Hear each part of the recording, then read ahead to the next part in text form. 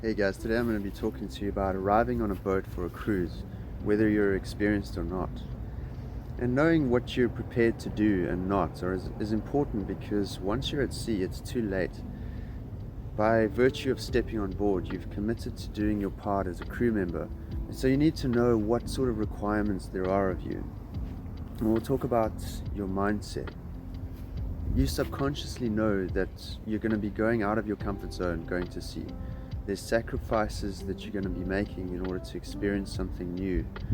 Although you may have some expectations that it should be an enjoyable experience all the time, or at least that the bad times should be pretty short-lived. Every voyage is a new experience, and the price of that unique experience is the attitude towards adaptability and flexibility. We'll start with attitude because this is the premise for overcoming the unique challenges at sea. The question you have to ask yourself is, what am I willing to change about the way that I show up in order to give the best of myself for the greater good and the experience of everybody on board? So this, as opposed to what enjoyment can I get out of this experience? Do you see the difference here? The difference here is that the former embraces the flexibility as a value, and the latter projects an expectant approach that has defined parameters that's filtered through your ideas of fun and enjoyment. And this makes it very easy for you to be disappointed.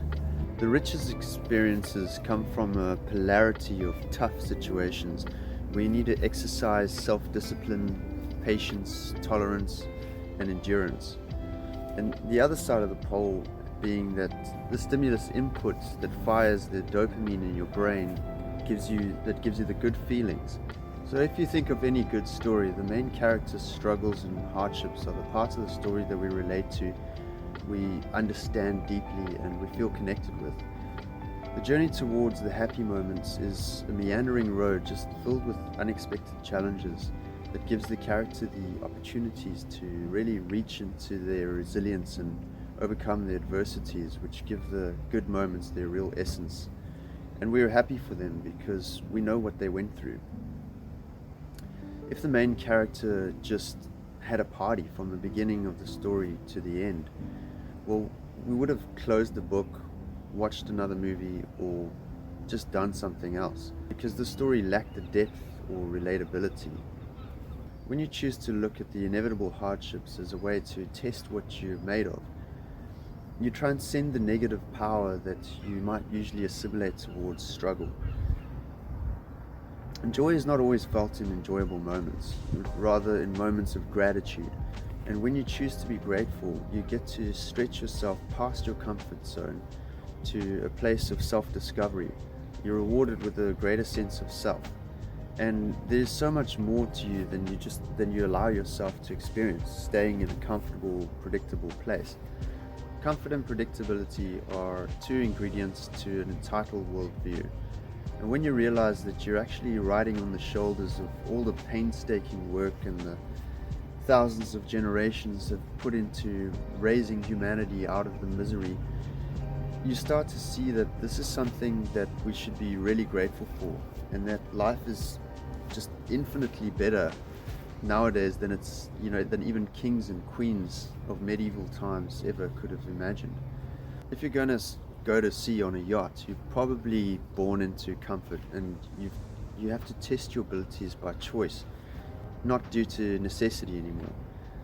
If you don't, you'll always find a way to be dissatisfied in a comfortable and safe environment because of negativity bias, which is we lean towards what's going wrong due to our primal instincts to determine whether the environment is safe or not, or whether there's a danger around. So coming back to the boat is an environment that is ever changing according to the conditions. People's emotions and feelings are ever changing according to the sea state. There's a lack of privacy, sleep deprivation, and general inevitable comfort sacrifices involved with sailing. And in these moments of discomfort, it's easy to slip into the feelings of resentment, anger, disdain for authority, and wanting basically anything other than what you're experiencing in the moment. and it's easy to play into the victim role. So taking responsibility for your decision to go to sea with the people that you're going with, and doing the work to prepare, making sure your mindset is strong along the way, is something that should be a part of the attitude that you come to the boat with. You choose this attitude before stepping foot on board the boat. And by going on board for the long voyage ahead, you're agreeing to doing the uncomfortable things that are required from you, to do what you don't feel like doing at times. And all of this is for the development of your character, the exploration of your perceived limits, and finding out that you have far more capacity than you've even realized ever before. And this is a real gem. And when those days come where there's idyllic sunsets, just blue calm water and perfect wind, you find that the enjoyment and experience is more sustainable because it comes from a true appreciation rather than an expectation. Thanks for hearing me out, guys.